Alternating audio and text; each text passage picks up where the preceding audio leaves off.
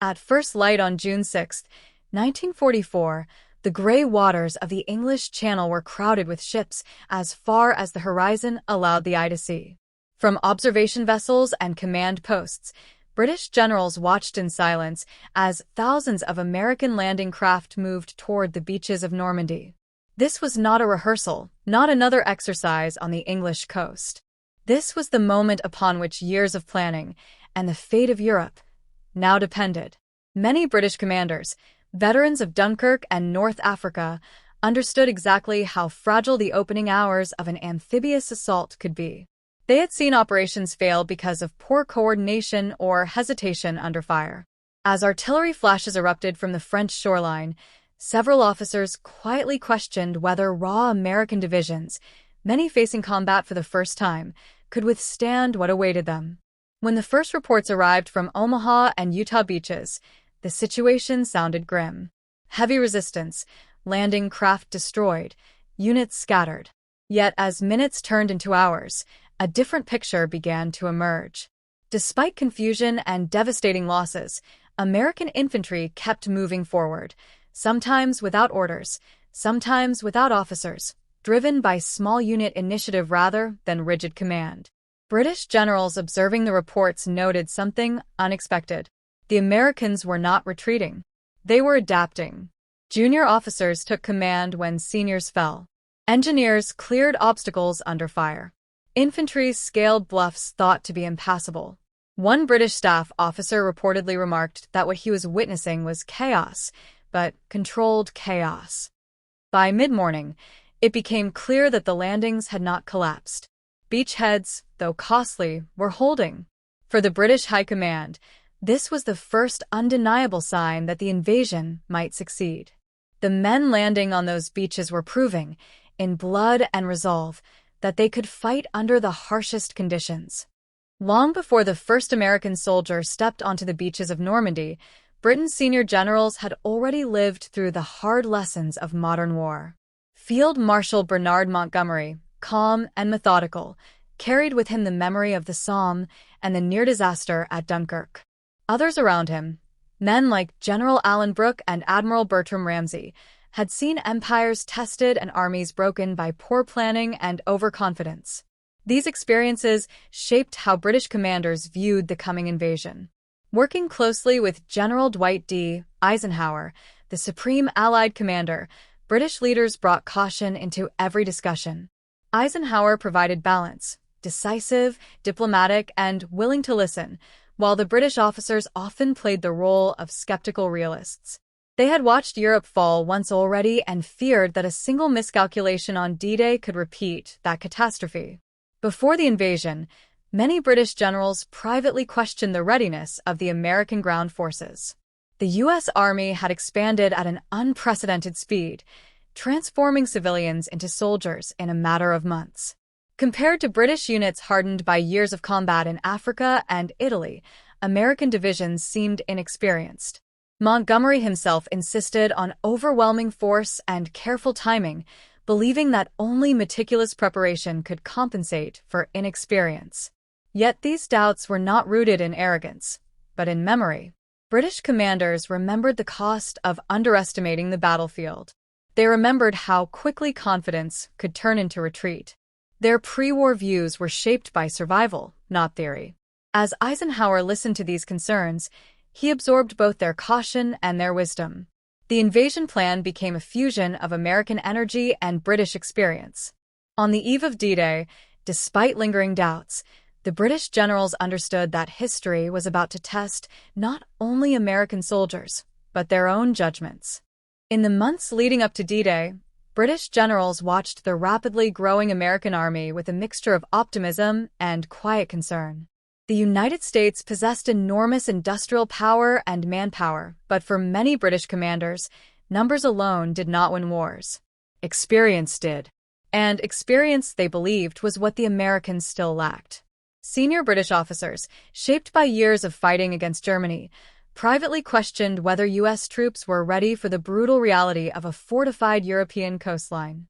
Training exercises in southern England revealed enthusiasm and confidence, but also mistakes that seasoned British units had learned to avoid through hard combat. To some observers, American soldiers appeared aggressive but undisciplined, bold but untested. There was also a cultural divide. British generals were accustomed to rigid hierarchy and controlled movement, while American doctrine encouraged initiative at lower levels. Before D-Day, this difference was often seen as a weakness.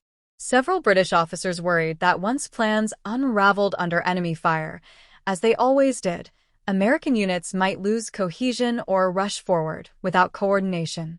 The painful memory of failed landings earlier in the war, including Gallipoli in the First World War and the Dieppe raid of 1942, haunted British thinking. Those disasters had proven how quickly courage could be wasted without experience. As a result, skepticism toward American readiness was not personal, it was protective. Yet, even among the doubters, there was acknowledgement of potential. Reports noted the physical endurance of U.S. soldiers, their confidence in equipment, and their willingness to adapt. What British generals questioned was not American courage, but whether courage alone would be enough. On the eve of invasion, these judgments remained unresolved. The beaches of Normandy would soon decide whether the American army was still an experiment or a force capable of. As the ramps of the landing craft dropped on the morning of June 6, 1944, American soldiers at Omaha Beach stepped directly into a storm of machine gun fire, artillery, and exploding shells. The carefully planned assault collapsed within minutes. Tanks sank in deep water, units landed far from their targets, and officers were cut down before they could give orders. For a moment, the invasion itself seemed on the verge of failure.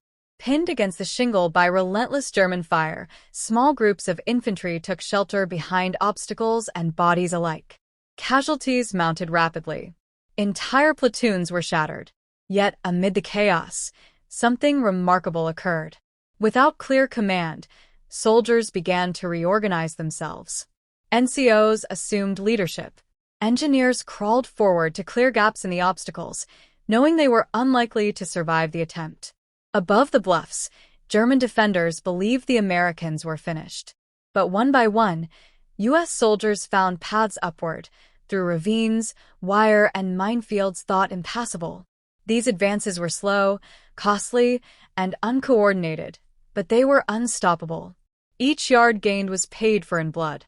At Utah Beach, conditions were different, but no less dangerous. Strong currents pushed American troops off course, landing them in an unexpected sector. Instead of panicking, commanders quickly adapted. Resistance proved lighter, and the Americans pressed inland faster than planned, linking up with airborne units who had dropped hours earlier under heavy fire. By midday, the contrast between the two beaches told a larger story. Omaha was a scarred killing ground, barely secured. Utah was expanding inland. Together, they proved the same truth. Despite overwhelming losses, American troops had not withdrawn. They had advanced. For British observers receiving the reports, this was the turning point. The invasion had survived its deadliest test. The men on Omaha and Utah had done what theory said might be impossible. From warships in the Channel and command rooms in southern England, British generals followed the invasion hour by hour through fragmented radio reports and delayed signals. Maps were marked and remarked as new information arrived, often contradictory, often grim. For senior British commanders, this was the most dangerous phase of the operation, the moment when plans ended and reality took over. Early messages from Omaha Beach were deeply troubling. Reports spoke of stalled landings, heavy casualties, and units pinned down by fire. In one British command post, silence followed the reading of these updates. Some officers feared the beachhead might have to be abandoned. General Alan Brooke later recalled that the morning hours were filled with grave anxiety, as the cost appeared far higher than expected. Yet as time passed, the tone of incoming reports began to shift. British liaison officers embedded with American units relayed unexpected details.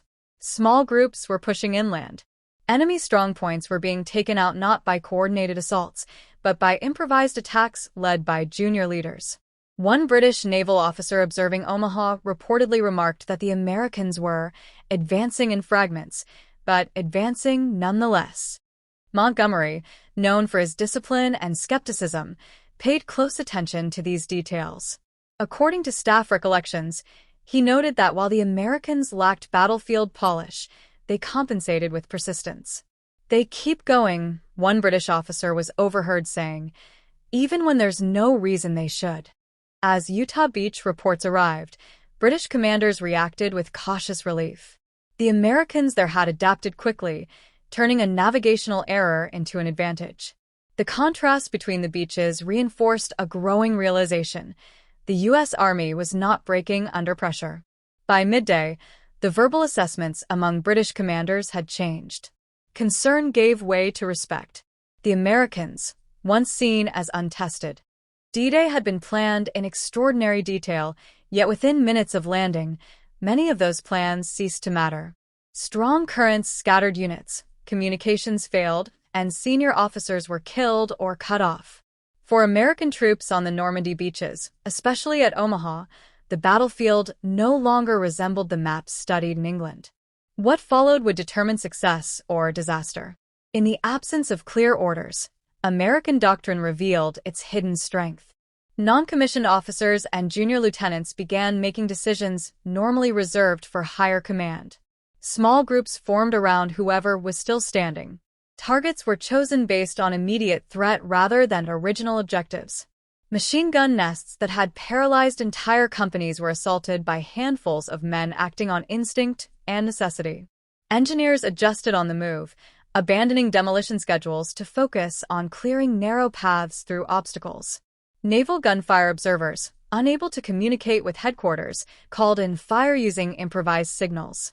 These actions were not coordinated in the traditional sense, but they were decisive. Each local success weakened the German defense and created momentum where none had been expected. British officers monitoring the situation recognized this pattern quickly. What they had once criticized as a lack of discipline was proving to be flexibility. American soldiers were not waiting for perfect conditions. They were exploiting moments of opportunity, even when the cost was high. At Utah Beach, the same mindset turned a navigational error into advantage. Brigadier General Theodore Roosevelt Jr., landing with the first wave, assessed the situation within minutes. "We'll start the war from right here," he reportedly said, and the assault continued without delay. By the end of the day, it was clear that American decision-making under pressure had not replaced planning, it had saved it. In the years following the Second World War, British generals finally had the distance needed to speak openly about what they had witnessed on D-Day. Freed from the pressure of command and alliance politics, their memoirs and interviews revealed a reassessment shaped by respect earned under fire. Field Marshal Bernard Montgomery, often critical during the war, later acknowledged that the American performance on June 6 exceeded expectations under the most extreme conditions.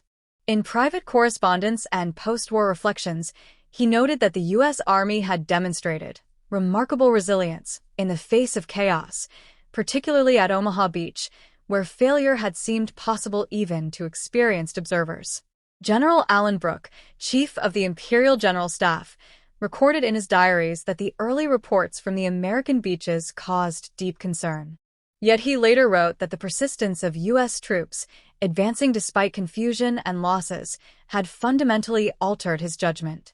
What impressed him most was not flawless execution, but determination when execution became impossible. Other British officers echoed this sentiment.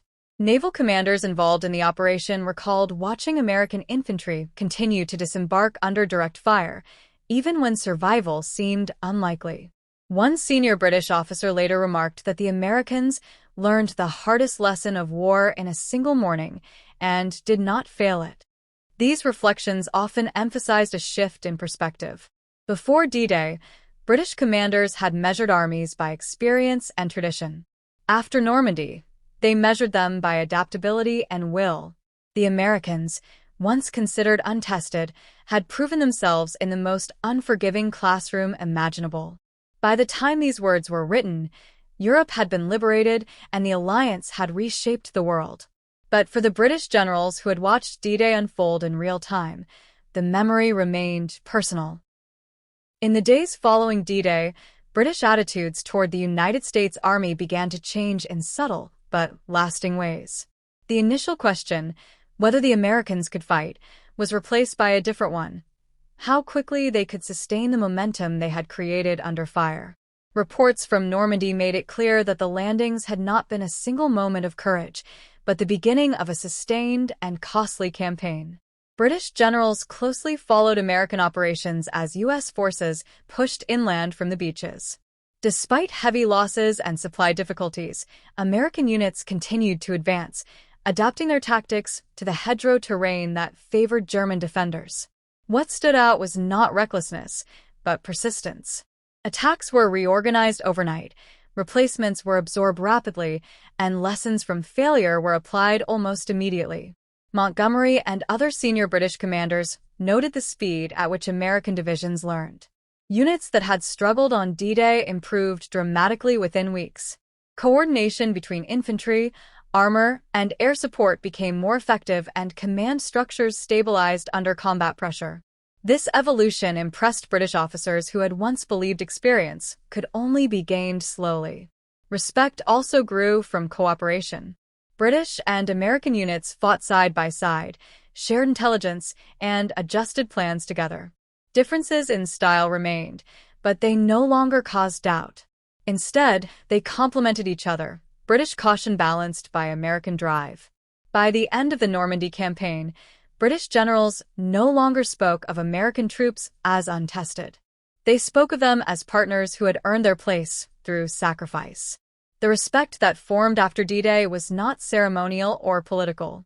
It was grounded in observation, shared danger, and the recognition that the U.S. Army had proven itself in the hardest way possible, by fighting forward when failure was real and visible.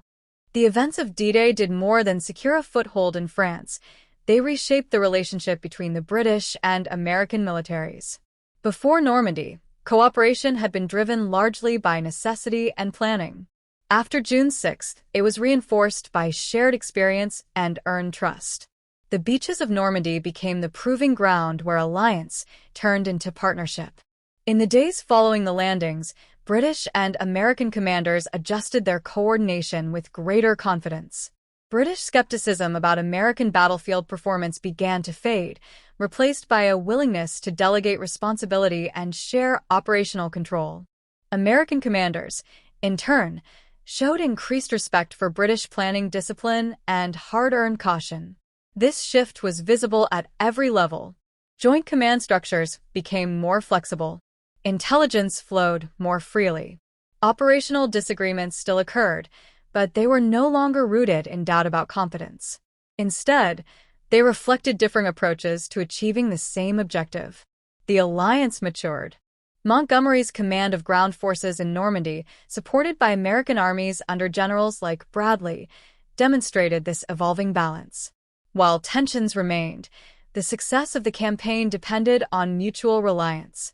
British commanders could trust American units to hold and expand sectors, while American leaders relied on British experience in logistics, naval coordination, and deception operations.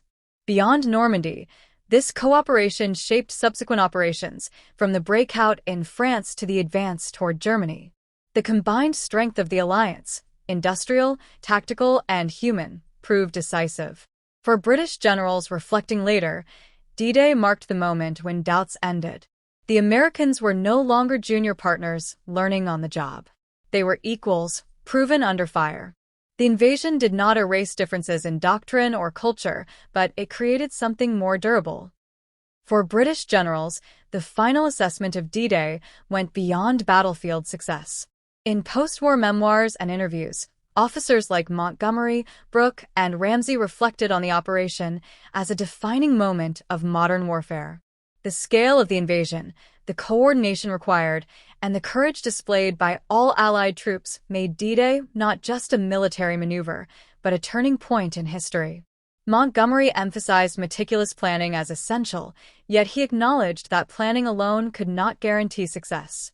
It was the men on the beaches who made it work, he wrote, recognizing the initiative and adaptability of American, British, and Canadian forces under the most extreme fire. The earlier skepticism toward untested units gave way to admiration, particularly for the Americans, whose performance reshaped British assumptions about combat readiness. Field Marshal Alan Brooke described D-Day as an example of supreme effort meeting supreme challenge. He highlighted that the operation's success was not only in securing the beaches, but in establishing a foothold that allowed the liberation of Western Europe to proceed. Every decision, every improvised action, contributed to a broader picture of coordination, courage, and resilience. Historically, D-Day stands as more than a single day of fighting. For British generals, it symbolized the culmination of years of learning from past failures, the forging of strong alliances, and the emergence of multinational military cooperation as a decisive factor in global conflict. The invasion demonstrated that planning, courage, and adaptability together could overcome even the most formidable defenses. In reflecting on D-Day, British officers saw both immediate and enduring lessons: respect for Allied forces, the value of initiative at every level, and the critical importance of leadership under fire. For history, D-Day remains a benchmark of strategic audacity, operational complexity, and human resolve, a day WHE